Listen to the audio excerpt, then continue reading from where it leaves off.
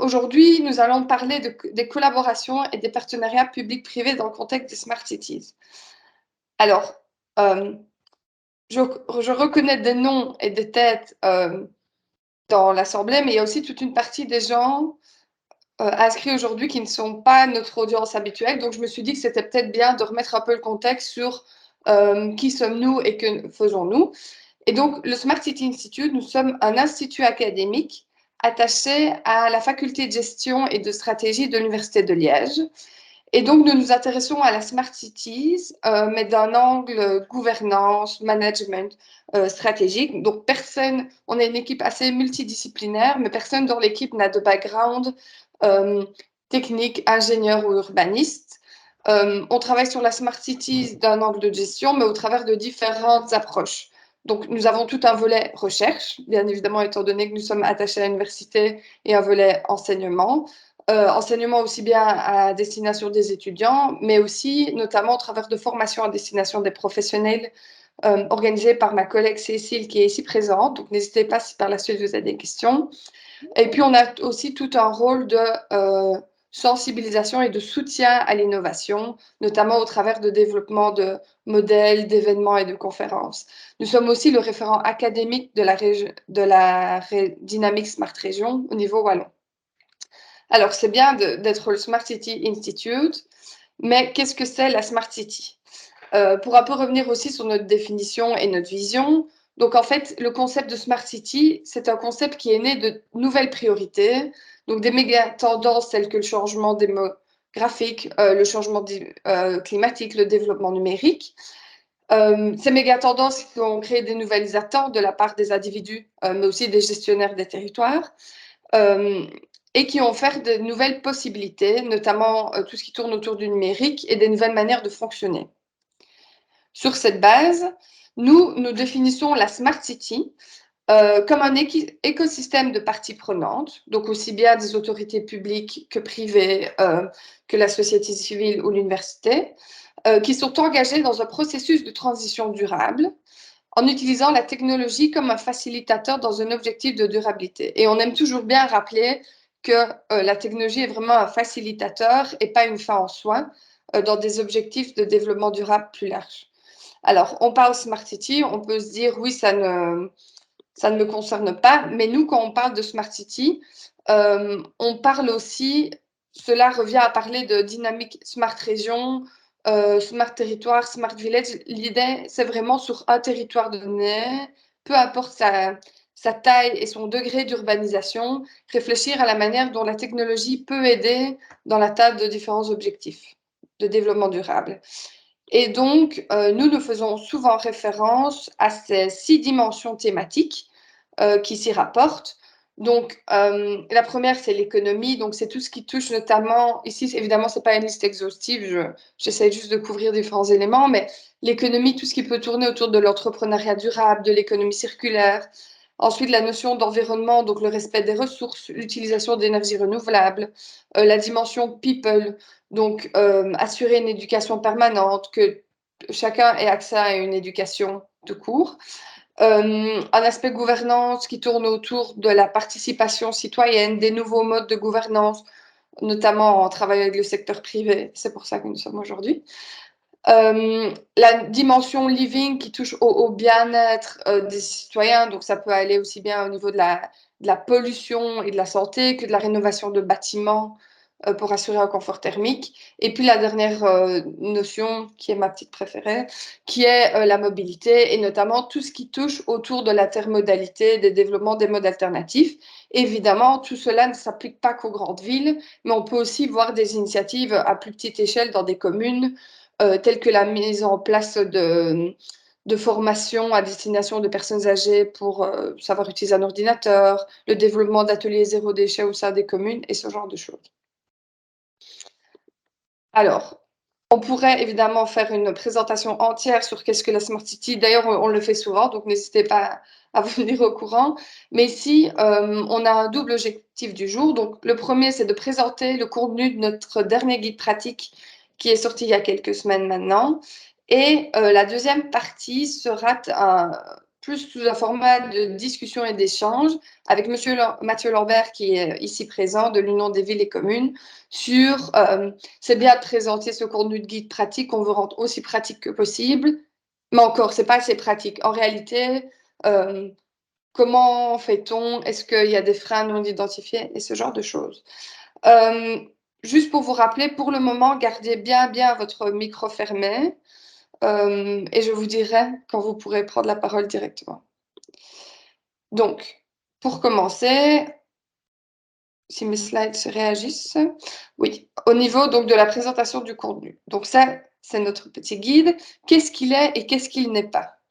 Donc, le guide avait vraiment pour objectif de démystifier les concepts de collaboration et de partenariat entre le public et le privé, parce que, comme pour tous nos guides, ce sont des besoins qui ont été identifiés venant du terrain et notamment de plus petites communes, pour qui c'est un concept très abstrait qu'on voit beaucoup potentiellement à l'étranger, mais comment est-ce que cela s'applique au contexte wallon? Donc, on a vraiment voulu démystifier le concept, constituer un repère de connaissances, que ce soit au niveau d'introduction de formes de collaboration et partenariat, mais aussi au travers de bonnes pratiques.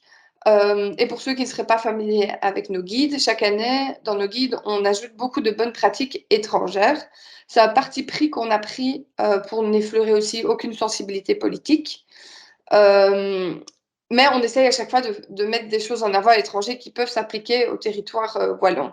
Et puis l'objectif était aussi d'introduire vraiment le contexte légal. Par contre, il n'a pas vocation à rentrer dans tout ce qui est technicalité légale. C'est un sujet très complexe. Le plus j'ai travaillé dessus, au moins j'y comprenais. Et donc, l'idée est vraiment de donner des pistes de solutions et de pouvoir cadrer la réflexion, mais il n'a vraiment pas vocation à proposer une approche unique ou fournir une liste exhaustive, et encore moins prôner le fait qu'il faut développer des partenariats publics-privés à tout prix. Alors, c'est bien gentil, je parle de collaboration, je parle de partenariat, mais de quoi parle-t-on ici? Évidemment, nous, on a choisi de se baser sur ces définitions-ci, qui ne sont que une définition, enfin deux définitions en l'occurrence possibles parmi d'autres, qui ne sont pas juridiques, mais nous nous sommes basés sur celle-là pour vraiment offrir une grille de lecture dans le guide. Donc pour nous, une collaboration, elle existe lorsque plusieurs parties mettent en commun leurs intérêts, leurs atouts et leurs compétences pour promouvoir un intérêt plus large au profit de la communauté. Celle-ci n'est pas nécessairement liée par un contrat qui est juridiquement contraignant. Les partenariats, quant à eux, public-privé dans ce cas-ci, sont des accords à moyen ou long terme entre le public et le privé, avec certaines obligations de service du secteur public qui sont assurées par le secteur privé et avec un accord clair sur les objectifs et responsabilités de chacun. Donc ici, ce qu'on veut particulièrement faire ressortir, c'est le côté juridiquement contraignant et du fait qu'une collaboration peut se faire de manière ad hoc sans suite. Pourquoi est-ce que dans le contexte des Smart Cities, les collaborations et les partenariats sont intéressants? Tout d'abord d'un point de vue innovation, puisque en tant que fournisseur de services, le secteur privé dispose généralement de compétences en technologie de pointe et d'une expertise que ne possèdent pas forcément les autorités publiques. Pas seulement d'un point de vue d'expertise pure, mais de la capacité à innover et rester à jour. Ensuite, d'un point de vue commercial, ça permet de prendre, dans la majorité des cas, une plus grande prise de risque, puisque le secteur privé est parfois plus enclin à prendre des risques financiers que les communes ne peuvent pas se permettre. Et cela permet aussi de ne pas prendre de ponction directe dans les caisses communales. Et puis, au niveau de la temporalité, il y a une autre manière de fonctionner. Les communes ou les territoires au sens large sont peut-être plus souvent confrontés à des réalités politiques ou autres qui font que l'innovation ne se développe pas assez vite ou qu'un projet, même si on a envie de le développer, soit bloqué pour plein d'autres raisons, notamment potentiellement une crise Covid qui pourrait être sur nez et qui reporte beaucoup de projets.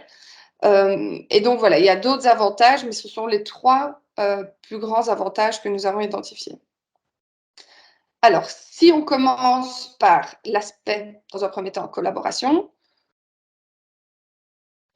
il y a une multitude de possibilités de collaboration, donc ça s'inscrit dans un continuum qui peut aller par une collaboration, on va dire, précoce et stratégique quand un territoire veut réfléchir à quelque chose, mais ça peut aussi aller dans quelque chose de très concret sur un projet précis.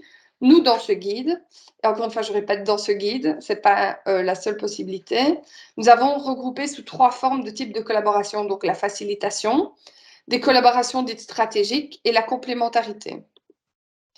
Quand on parle de facilitation, c'est le fait que les autorités publiques peuvent jouer un rôle pour que en facilitant, je ne trouve pas d'autre mot que facilitant, mais vraiment en mettant un cadre qui permet aux initiatives privées ou associatives de se développer.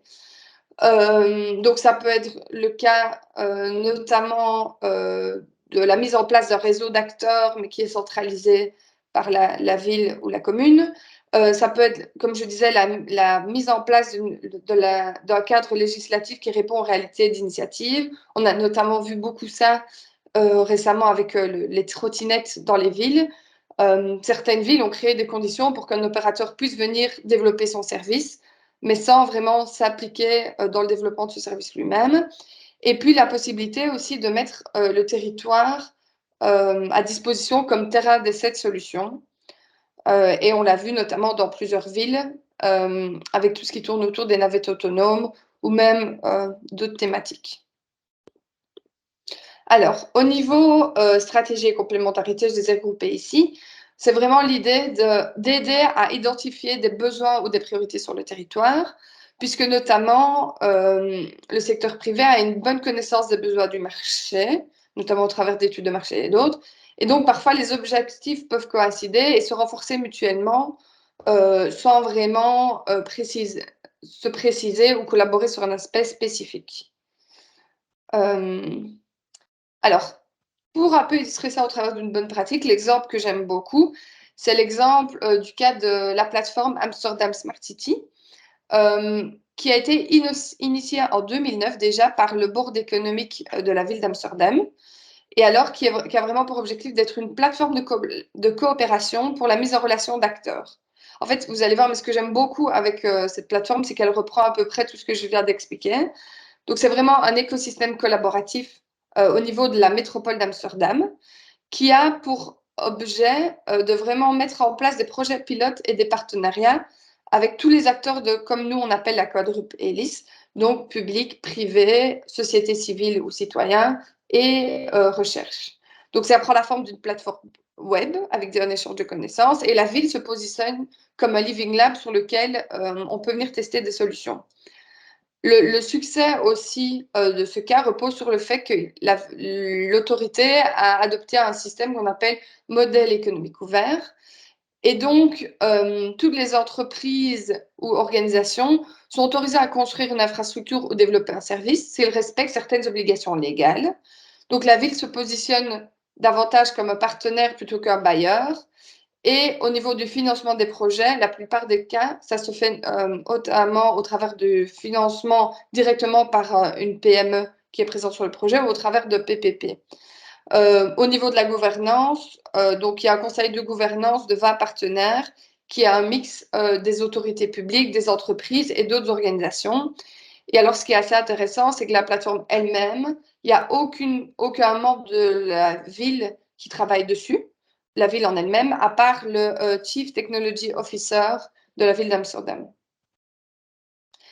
Alors, on a parlé collaboration. Pour bouger maintenant vers les partenariats, on distingue généralement 2 grands types de partenariats. Donc, les partenariats contractuels et les partenariats institutionnels, qui sont des types de relations différents. Donc, d'un point de vue PPP contractuel, il y a vraiment ce type de relation, on va dire, hiérarchique, d'une certaine manière, entre les autorités publiques et privées, où les autorités publiques demandent au secteur privé de prendre soin d'un service. Tandis qu'au niveau institutionnel, c'est vraiment la création d'une institution entre des partenaires privés et publics. Et donc, il y a vraiment cette notion d'égalité. Les objectifs ne sont pas forcément les mêmes. Et puis surtout, on distingue ces deux grandes catégories, mais elles ne sont pas mutuellement exclusives, puisque certains partenariats institutionnels sont créés pour la mise en œuvre de partenariats contractuels. Mais je vais revenir maintenant en détail sur les deux catégories. Donc, pour les partenariats contractuels, on a essayé de synthétiser dans ce schéma sur base d'énormément de lectures, de réflexions, d'échanges. C'est très simplifié. Il y a beaucoup de subtilités qui n'y sont pas, puisque, comme je l'ai dit, tout ce qui tourne autour des partenariats, ça a toujours vraiment un aspect légal. Et donc, nous, on a essayé de vraiment résumer ici ce qui est donc... Voilà, ce que vous voyez en bleu foncé, ce sont ce que nous, on considère que les partenariats publics-privés. Mais en dehors de ça, il y a des choses à ne pas confondre. Donc, la prestation directe, qui n'est pas un partenariat, bah, comme le titre l'énonce, c'est quand une autorité publique fait directement la prestation. Voilà, il y a une personne qui est au guichet d'une commune, c'est une prestation directe, on n'engage personne d'externe pour le faire. Un contrat de travaux et services, ici, c'est ce qu'on pourrait dire une sous-traitance de base, sans transfert de risque. Donc vraiment, on a besoin d'un service, on fait un appel marché public et on signe un contrat assez court terme, assez précis.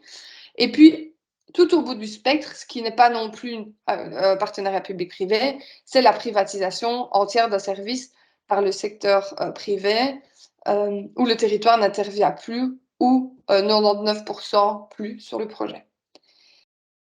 Alors, entre ces extrêmes qui ne sont pas des partenariats publics-privés, nous, on distingue ces trois options.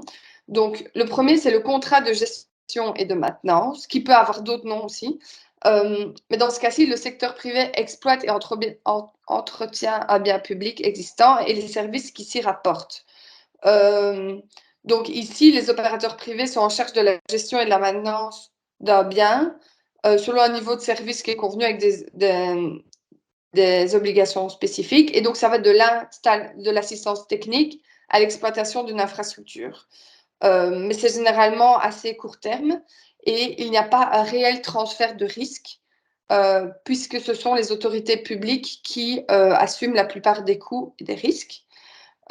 Ici, dans cette catégorie, on peut mettre notamment ce qui est parfois appelé marché de promotion de travaux ou conception, construction, maintenance, et parfois des contrats type performance énergétique. Évidemment, je suis pris dans le move, mais si par la suite, Monsieur Lambert, qui a un profil de juriste, entend que je dis des choses imprécises, qu'il n'hésite pas à le corriger par la suite. Hein. Donc, ensuite, on passe dans les concessions, qui sont donc, tandis que le contrat de gestion et de maintenance se fait sur base de la réglementation des marchés publics, les concessions se font sur base de contrats de concession.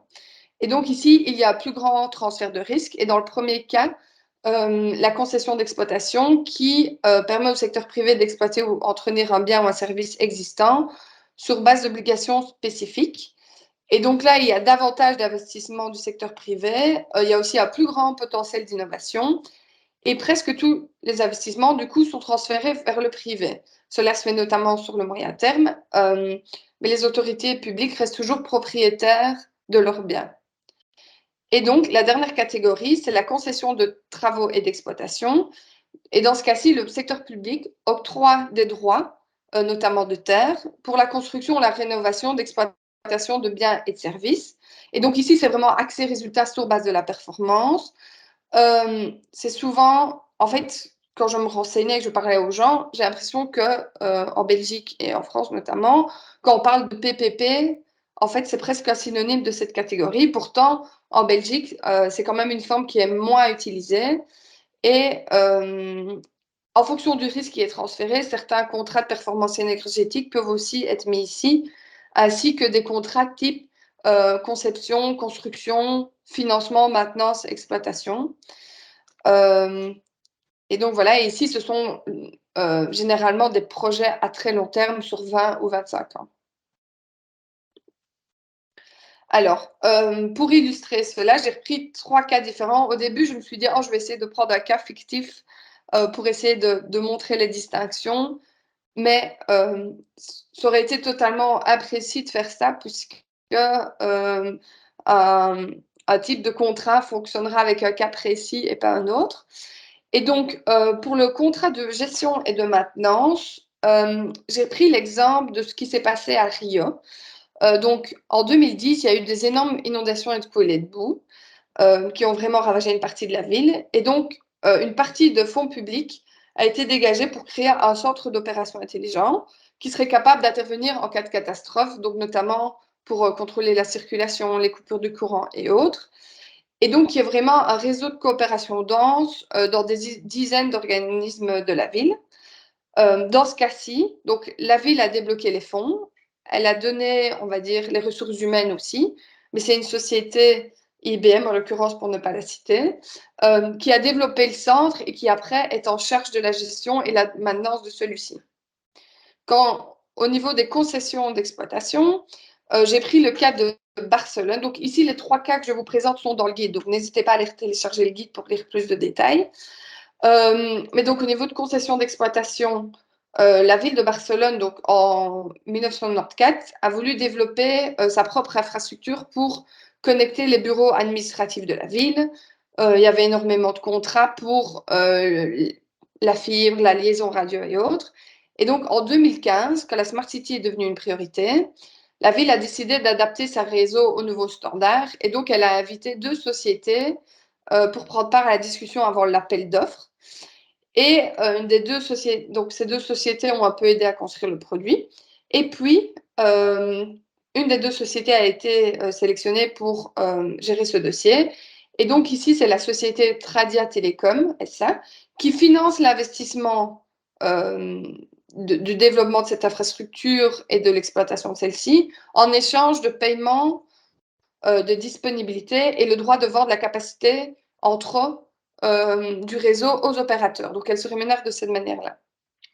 Pour la dernière exemple, donc les concessions de travaux et d'exploitation, j'ai pris le cas de l'Université de Grenoble qui, en 2008, a pu bénéficier de 40 millions d'euros de la part de l'État français qui avait souhaité lancer une dynamique de rénovation immobilière des universités.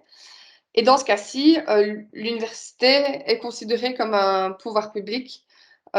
Et donc, ils ont signé un partenariat public-privé avec une société Eiffage. Et ici, le timing a été intéressant puisqu'il a fallu prendre 3 ans pour définir exactement les besoins et la mise en concurrence avant d'engager la société. Et puis, une fois que le contrat a été signé, il y a 2 contrats qui ont été signés. Un premier d'une durée de 35 mois pour les travaux et puis un contrat d'exploitation de maintenance pendant 26 ans. Et donc, pendant ce temps-là, c'est la société qui est en charge de la gestion du campus au niveau de l'infrastructure. Alors, on a parlé collaboration, on a parlé de différentes formes possibles de partenariat public-privé contractuel. Maintenant, la dernière forme à passer en revue, c'est un PPP institutionnel. Et nous, plus particulièrement, on s'intéresse à la forme de société d'économie mixte. Et donc, cette société d'économie mixte, ou SEM, c'est une société qui est détenue par une autorité publique et une société privée. Et donc, ils s'associent de manière à fournir conjointement un service. Et donc, la responsabilité de la mise en œuvre d'un service est conjointe et doit se faire via ces deux entités. Alors, pourquoi est-ce que c'est pertinent de développer une société d'économie mixte? Dans un premier temps, ça permet de démontrer un intérêt continu dans un projet, notamment quand ce sont des projets de grande envergure où c'est important pour les autorités publiques de montrer qu'ils ont un certain contrôle. Ça permet aussi indirectement, du coup, d'assurer une certaine viabilité commerciale d'un projet, puisque si l'autorité publique est impliquée dedans, elle ne souhaite pas non plus que le projet, s'il a vraiment un intérêt sociétal, puisse s'arrêter. Et donc, in fine, ça renforce aussi la confiance des créanciers et investisseurs de voir qu'une autorité publique est dedans. Et ça permet de remplir certaines obligations sociales, notamment pour s'assurer que tel ou tel projet sera bien en phase avec les objectifs environnementaux que s'est fixé un territoire. Alors, comme pour tout, il n'y a pas d'approche unique. Donc, une SEM, il y a différentes procédures de sélection qui sont possibles en fonction, ici on rentre encore dans la subtilité légale, mais en fonction du degré d'application de l'autorité publique dedans, en fonction des besoins aussi et des compétences qu'on veut transférer à la société. C'est souvent pas, évidemment, comme je disais aussi, une fin en soi. Donc, elle a vraiment pour objectif, cette société, de réaliser un projet complexe. C'est quand même assez compliqué aussi comme démarche, puisque ça aussi complexifie une opération. Il peut y avoir de potentiels conflits d'intérêts avec le projet. Donc ici, j'ai souhaité illustrer au travers du cas de Innovation City Management. Donc en 2009, il y a eu une initiative qui s'appelait Innovation City par excusez mon plus bel accent allemand, la Initiative Kreis-Ruhr, donc qui est une association privée de la région de Ruhr qui vise à promouvoir le développement économique et le changement structurel de cette région qui était une ancienne région minière. L'objectif de cet appel, c'était vraiment de trouver une ville pilote dans la région pour expérimenter un changement structurel durable des infrastructures. Et donc, la ville de Bottrop a gagné un financement et a décidé de transformer 7 quartiers en living lab de réaménagement urbain respectueux du climat. Pour gérer ce dossier, ils ont créé une société mixte qui pourrait aussi servir d'interface entre les secteurs privés et publics, le monde universitaire et les citoyens. Et donc ici, vous pouvez voir la répartition, mais donc cette société a été présidée par le maire de Bottrop. Il y avait 35 représentants d'Innovation City Management dedans, qui étaient issus de la ville et du secteur privé. Et donc ceux-ci se donnaient rendez-vous environ tous les 2 semaines pour superviser les progrès de l'initiative, discuter de nouveaux projets, relever les défis. Et donc, pendant le projet, elle a engagé à peu près, la société elle-même, 25 employés pour travailler sur 300 projets. Alors, j'ai essayé d'être très concise parce qu'on n'a qu'1 heure et que je pense que la valeur ajoutée d'un webinaire tel que celui-ci, c'est l'échange entre tout le monde. Mais il y a quelques messages clés pour conclure l'introduction théorique qui sont assez importantes pour moi dans le guide. Évidemment, je vous invite à aller le lire. On essaie, comme toujours, de rendre ça assez interactif avec différents tableaux récapitulatifs, des checklists et autres. Mais les messages que j'aimerais vous retenir aujourd'hui, c'est, dans un premier temps, les collaborations et les partenariats sont importants parce que dans la Smart City, il y a tout un écosystème d'acteurs qui tournent autour des 4 hélices et le secteur privé ici peut vraiment amener une plus-value en termes d'innovation et de modèles commerciaux. Ça permet d'assurer une complémentarité lorsqu'il y a des projets partagés ou des objectifs partagés. Et ce qui est très important à retenir, c'est que ici, je vous ai montré quelques aspects de collaboration, mais les possibilités et les formes sont infinies et spécifiques à chaque projet. À propos des partenariats publics-privés, ensuite, c'est très important de se dire que oui, les partenariats publics-privés juridiquement contraignants peuvent représenter beaucoup d'opportunités, aussi bien en termes d'innovation, de coûts, mais aussi politiques. Mais ce n'est pas une solution miracle, parce qu'il y a aussi tous les risques équivalents liés à ces aspects. Et donc, il est très important de s'assurer que le développement d'un PPP soit pertinent et faisable. Et puis, si le PPP est la solution qui est pertinente et faisable, c'est très important de s'attarder sur la planification, qui est vraiment primordiale pour s'assurer que cela se passe bien. Le mois passé, nous avons, pour la sortie du guide, nous avons animé un panel au Smart City Barcelona sur le sujet avec, je ne sais pas si elles sont présentes aujourd'hui, mais Fabienne Roberti de SPI et Bénédicte, dont j'ai oublié le nom de famille, de Lumine Cities, qui ont toutes les deux mis en avant vraiment l'aspect planification, s'assurer d'avoir un contrat qui correspond aux deux parties, qui est flexible, qui permet de se retirer s'il y a un souci aussi. Ensuite, au-delà de la planification, vraiment prévoir une gestion de projet assidue et évoluer dans une réelle logique de partenariat. Et donc, ce qui applique aussi de développer une certaine confiance entre les partenaires.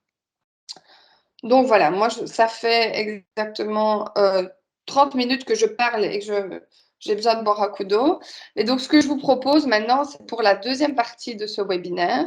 Elle va être axée discussion et échange. Et pour cela, je vais demander à Monsieur Mathieu Lambert d'allumer son micro et sa caméra. Monsieur Lambert est juriste expert à l'Union des villes et communes de Wallonie, et spécifiquement notamment sur les marchés publics et les collaborations et partenariats publics-privés. J'ai peut-être deux petites questions, moi, complémentaires pour débuter, et puis je vous donnerai la parole. Donc, est-ce que Mathieu est bien là? Oui. Je suis bien là. Bonjour tout le monde. Voilà. Bienvenue. Alors, le premier aspect dont je voulais peut-être discuter, c'est voilà, j'ai présenté tout ça. Ça résume pas mal de choses. Mais alors, en pratique, quelle est la réalité que tu observes, toi, en Wallonie, au niveau du développement de collaboration ou de partenariats public-privé? Quels sont peut-être certains freins légaux qui sont quand même fort présents pour les territoires? Alors, au niveau des partenariats publics-privés, on remarque que les quelques exemples dont on a pu prendre connaissance depuis quelques années concernent surtout des infrastructures, vraiment des immeubles à proprement parler, qui peuvent recevoir alors diverses affectations comme le logement par exemple. Mais donc, on est vraiment dans du partenariat public-privé constructif. Comme on l'entend parfois. Et pour revenir dans les catégories qui sont données, on est vraiment des partenariats publics-privés, on est dans la dernière. Alors vraiment la concession de travaux et d'exploitation ensuite. Un des intervenants, Monsieur Hugo, disait qu'il y avait beaucoup trop d'acronymes anglo-saxons en la matière. Il ne va pas aimer ce que je vais dire alors, mais on peut le transformer en français. Hein, mais on est dans l'exemple des contrats dits des BFM, donc Design, Build, Finance, Maintain, qui est un acronyme très fréquent en partenariat public-privé, mais donc le contrat qui porte à la fois sur la construction, enfin sur la conception, la construction, le financement, je vais même être plus précis, le préfinancement et la maintenance d'une infrastructure, d'un bâtiment, puisque je le disais, on est surtout dans l'immobilier. Il est important que la conception fasse partie dans ce type de partenariat public-privé du partenariat en tant que tel et donc relève aussi du partenaire parce que la manière dont l'infrastructure est conçue va avoir une énorme incidence sur la manière dont elle sera construite, érigée, mais aussi et surtout durant la vie de cette infrastructure et donc une énorme influence sur la maintenance. Sur l'aspect, le F de financement, je tiens à insister sur le fait que, en réalité, c'est un préfinancement par le partenaire privé, en tout cas dans ce type de partenariat, parce qu'in fine, c'est bien le pouvoir public qui va payer, le plus souvent sous la forme d'annuités pendant une trentaine d'années. Donc, avoir, on l'a dit plusieurs fois, Audrey l'a répété à juste titre plusieurs fois, le PPP n'est pas un but en soi, il faut en évaluer la pertinence. Le fait de faire financer un projet, une infrastructure par le secteur privé ne peut pas être le seul objectif poursuivi par l'autorité publique. Donc, si le seul souci est un problème de financement, à mon sens, ce n'est pas une raison suffisante pour aller vers le PPP. On peut se demander où est le partenariat dans ce cas-là. Voilà ce que je pouvais en dire pour l'instant. Ok, merci. Alors, juste un petit aspect avant de donner la parole à l'audience. D'un point de vue légal, quelles seraient peut-être des procédures qui peuvent favoriser les collaborations et les partenariats Smart City ou même d'innovation au sens large? D'abord, je redis que le partenariat public-privé qui a reçu ici une définition dans le guide, et on a vu les catégories que cela peut recouvrir, en tout cas au sens du guide.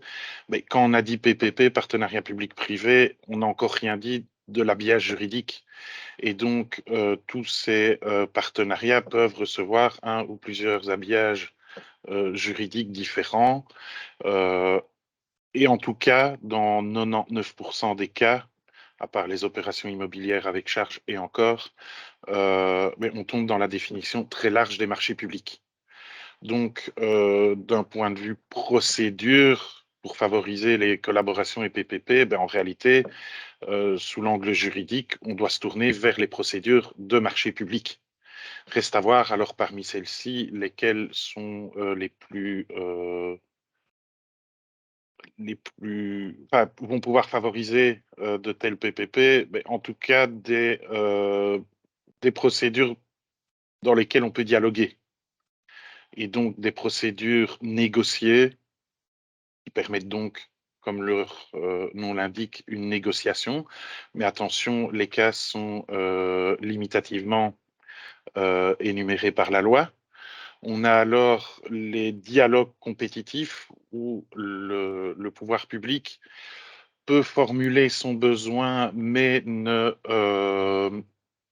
pas d'idée du moyen ou des moyens à mettre en œuvre pour atteindre l'objectif qu'il poursuit.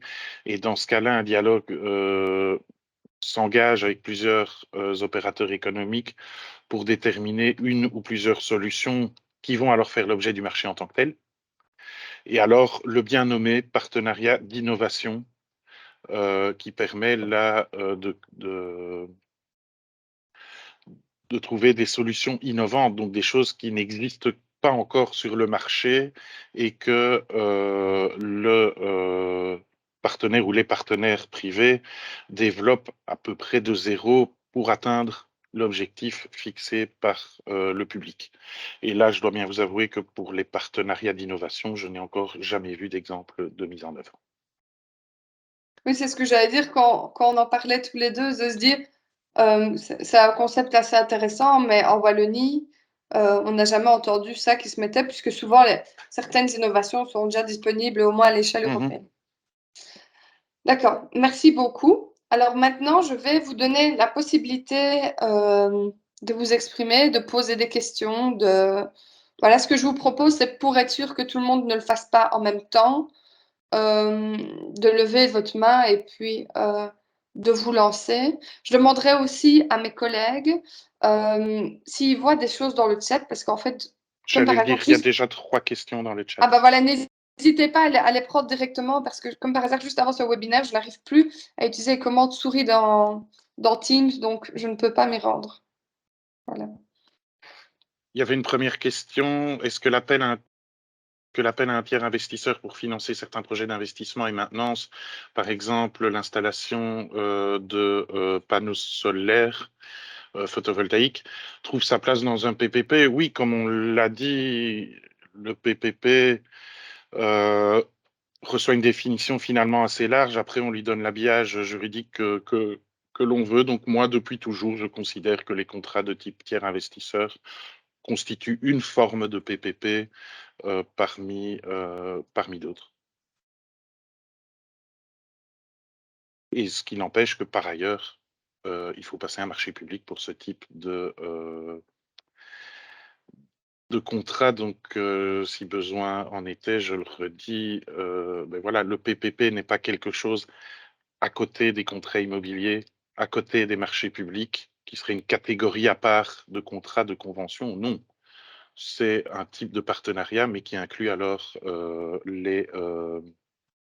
toute une série de concepts juridiques.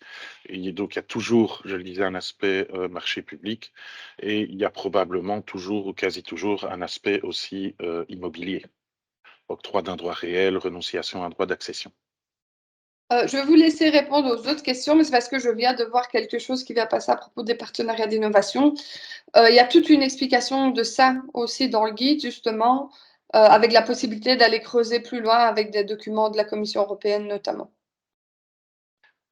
Et je vois, oui, une question, les partenariats d'innovation pourraient-ils impliquer les CRA, par exemple? Désolé, mais je ne comprends pas cet acronyme. CRA.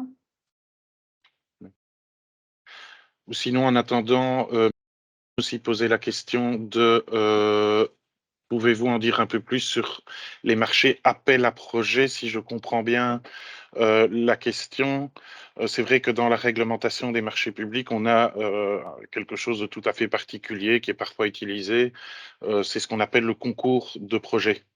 Le concours de projet n'implique pas nécessairement l'attribution directement et consécutivement d'un marché public.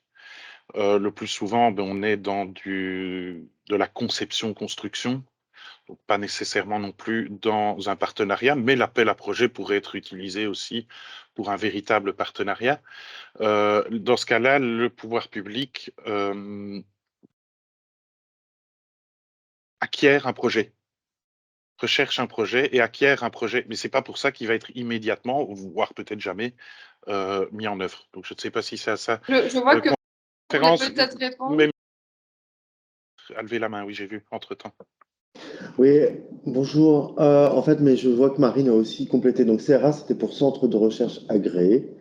J'ai vu, oui. Donc, de manière générale, les centres de recherche. Et en fait, moi, ma question sur les appels à projets, parce que par exemple, Bruxelles ou Paris lancent ce type d'appel, parce qu'en fait, les partenariats d'innovation demandent un degré de développement qui est moindre par rapport à l'appel à projet qui, lui, où on peut inclure une partie recherche. Et donc, par exemple, c'est les deux qui ont été lancés là, il y a un an ou un an et demi par la ville de Bruxelles par rapport à leur plateforme de mobilité, où ils ont lancé une succession et notamment une partie appel à projet, où là, on peut effectivement inclure des entreprises privées, des centres, pour développer une solution qui est a priori plus à façon que ce qu'on pourrait faire dans un partenariat innovation. D'un point de vue purement juridique, les appels à projets n'existent pas d'un point de vue purement juridique. Donc pour moi, c'est un terme assez large, assez générique, dans lequel, un peu comme pour les partenariats publics-privés, on peut ranger plusieurs choses. Ça ne dit pas encore, quand on voit appel à projet, là où les formes juridiques que cela peut prendre. Et donc, en tout cas, je ne distinguerai pas les appels à projets personnellement des partenariats d'innovation, puisque les partenariats d'innovation ont une définition légale et pas les appels à projets. Donc, un appel à projet pourrait en réalité derrière être un partenariat d'innovation. De ce point de vue-là, je ne distinguerai pas. Il faudrait voir concrètement les appels à projets que vous citez à titre d'exemple, quels sont les objectifs poursuivis, ce qu'on veut faire, comment les partenaires vont être liés ou non. Donc j'ai du mal comme cela, sans en connaître le contenu, à en dire plus. Et alors, la question de savoir si les centres de recherche agréés pourraient impliquer si les partenariats d'innovation peuvent impliquer les centres de recherche agréés. Sur le principe, oui, je ne vois pas ce que ça empêcherait. D'un point de vue de nouveau purement légal, marché public, tout le monde est un opérateur économique. Donc, opérateur économique ne veut pas dire entreprise privée sous forme de SA ou SPRL. Un centre de recherche, une université est un opérateur économique et l'opérateur économique peut d'ailleurs parfois lui-même être un pouvoir adjudicateur. Donc, la notion d'opérateur économique est hyper large et comprend à peu près tout le monde, en fait.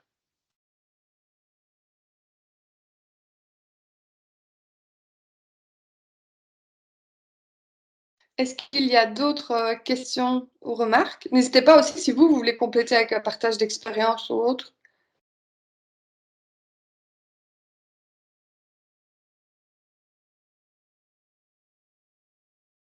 Je ne vois rien. Mathieu, est-ce que toi, tu veux compléter avec quelque chose? Je voudrais ajouter, oui, les aspects juridiques et en particulier les marchés publics, en général, j'en suis conscient, ennuient tout le monde, même si moi je trouve ça très intéressant. En tout cas, j'essaye à mon niveau et avec mes collègues d'améliorer la connaissance des marchés publics pour ne plus qu'on les voit comme une contrainte, mais comme une boîte à outils. Se rendre compte qu'en marché public, on a des outils intéressants. En tout cas, en l'espèce, il me semble que l'aspect justement habillage juridique, type de marché, etc., peut venir à la fin s'entourer d'experts en la matière, mais il me semble plus opportun quand on veut se lancer dans cette dynamique, mais de réfléchir aux objectifs poursuivis, aux partenaires potentiels, enfin, qui peut être intéressé, tout ça, faire ce qu'on appelle en marché public de la prospection, de la consultation préalable du marché. On peut, pour autant que ça n'oriente pas le futur marché, discuter préalablement hein, avec des tiers, se renseigner sur ce qu'ils font, ce qu'ils ne font pas, ce qu'il est possible de faire, etc. Et à la fin, se dire, bon, maintenant qu'on sait où on veut aller, quel habillage juridique on lui donne.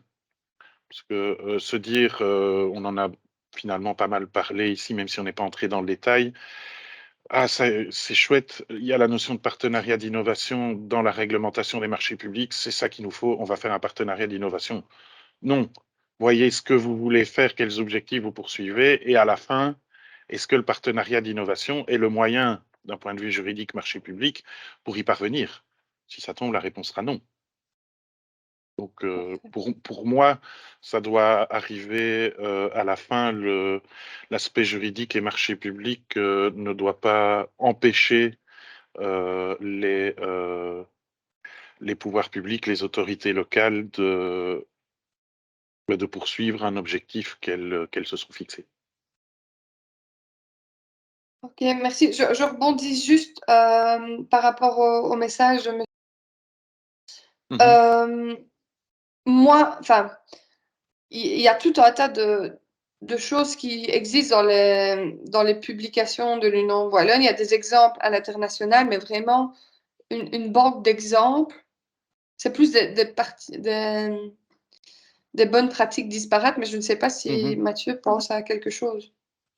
Non, pas à ma connaissance. Nous, à l'échelle des pouvoirs adjudicateurs locaux wallons, on a développé un réseau marché public qui fonctionne comme un forum de discussion, donc qui reste un lieu d'échange aussi en matière de PPP, mais disons que je ne connais pas un lieu, même au sens virtuel du terme, où sont compilés tous les exemples et autres bonnes pratiques en la matière. Parfait. Nous, on a énormément d'exemples de mise en place à l'international. Il y a notamment le Centre des partenariats publics-privés de Barcelone qui publie des cas d'études très intéressants. Mais si l'idée est d'avoir des clés juridiques, ça ne peut pas s'appliquer puisque c'est à l'étranger. Sur les aspects juridiques, de toute façon, on ne fait pas du montage de projet à l'Union des villes et communes de Wallonie. On n'est pas auteur de projet, mais on assiste nos membres ponctuellement. Donc, ils peuvent toujours se tourner vers nous quand ils ont des questions en la matière. Tout à fait. Ok, je ne vois pas d'autres questions ou commentaires arriver. Du coup, bah, je vais me permettre de clore ceci. Donc, merci à tous et à toutes pour votre présence. Merci beaucoup à Mathieu d'avoir Merci aussi été beaucoup. présent. Avec plaisir, merci. Notre guide est bien sûr... pardon, je t'ai coupé, j'ai été plus rapide que ton remerciement. Mais, notre guide est bien sûr disponible sur notre site, téléchargé gratuitement. Ce webinaire sera disponible en replay. Et alors, vous pouvez d'ores et déjà noter la date du... Je l'ai oublié, donc Maximilien, peut-être, n'hésite pas à intervenir. En tout cas, dans le courant du mois de février, nous ferons un nouveau webinaire sur notre Smart City Maturity Model, mais vous aurez bientôt plus d'informations dans votre boîte mail. Voilà. Merci à tous et une bonne journée.